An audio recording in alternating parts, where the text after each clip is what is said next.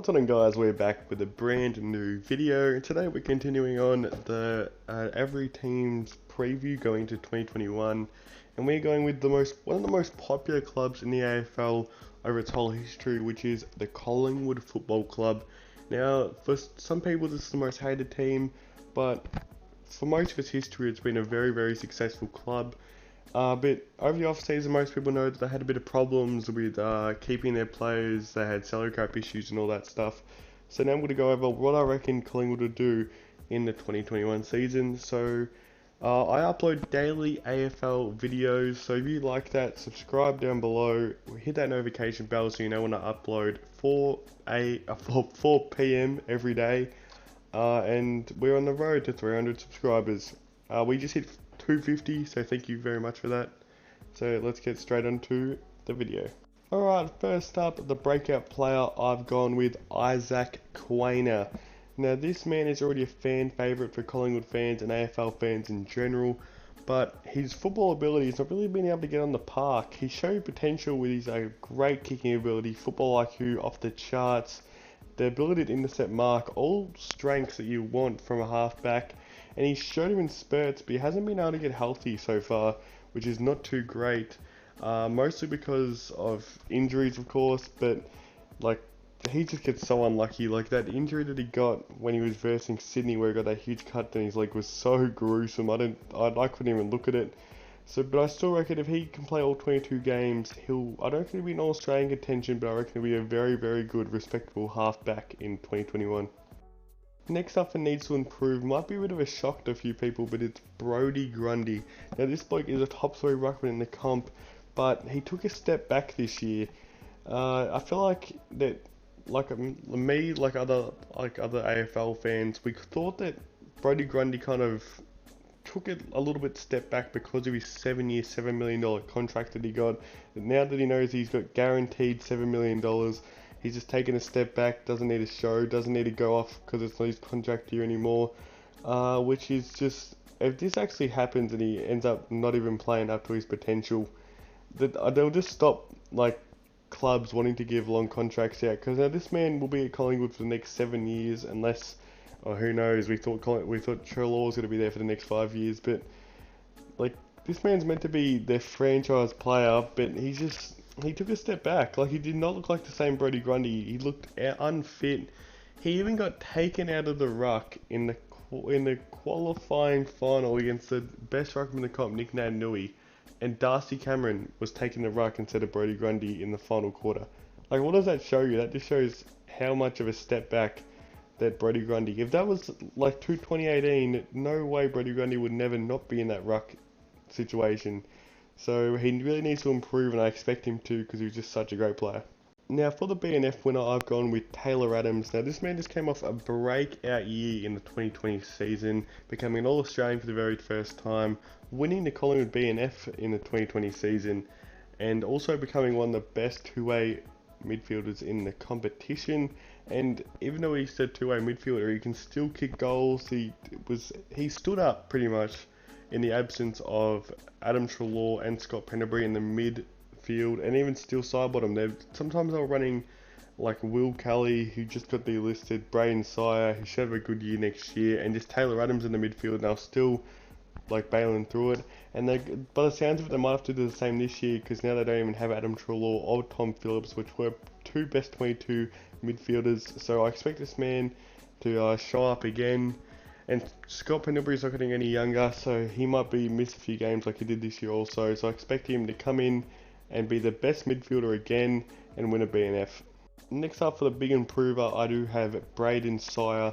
Now this man is who I see that should be the Treloar replacement. He has very high hopes set upon him. He was a high draft pick a few years ago, and hasn't really got the opportunity because as soon as he pretty much got drafted, Collingwood became a very good team. They had very good midfielders, but now they're kind of coming out of that stage that most people think that they're probably not going to be in the top 8 this year. I'm sorry to break it to you Collingwood fans. I personally, like other people, reckon that they probably will not be in the top 8 next year.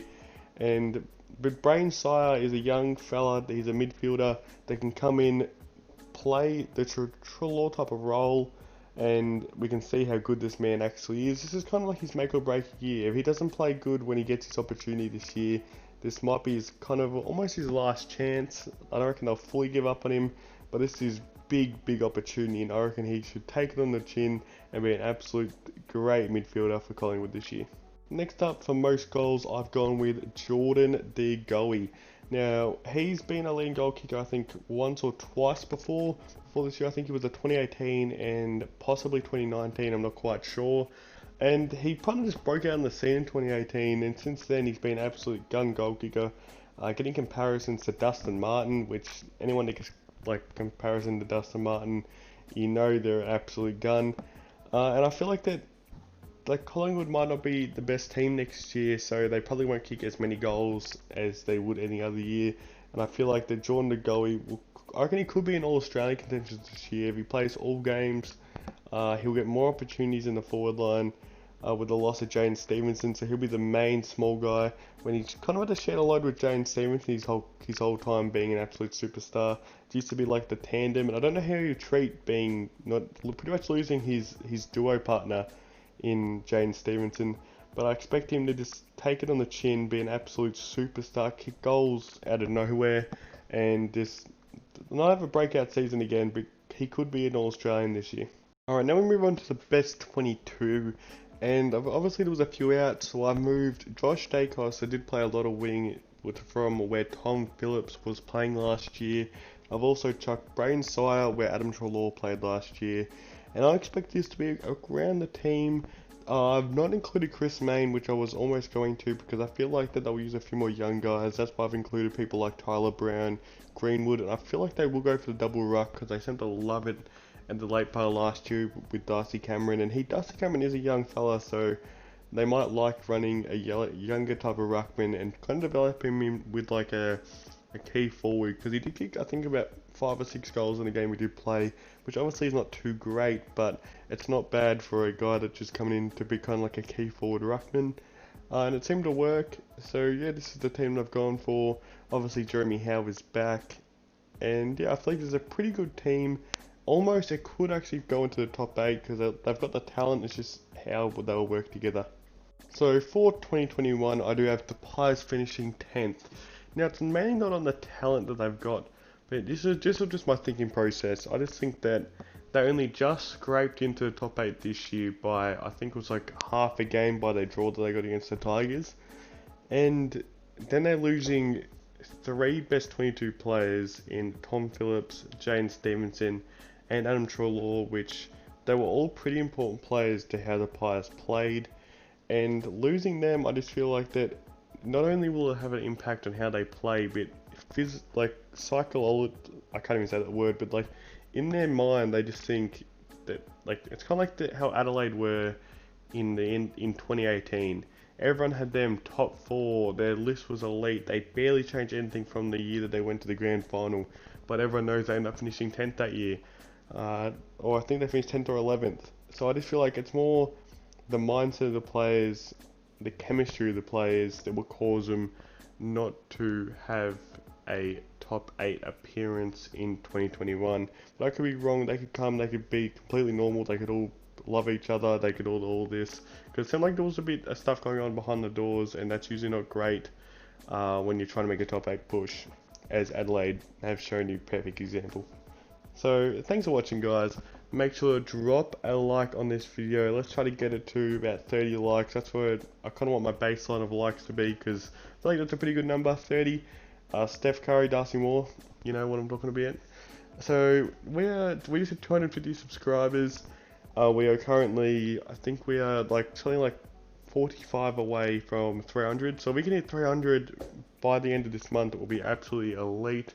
So go down below, hit that subscribe button. Without further ado, hope you guys enjoyed.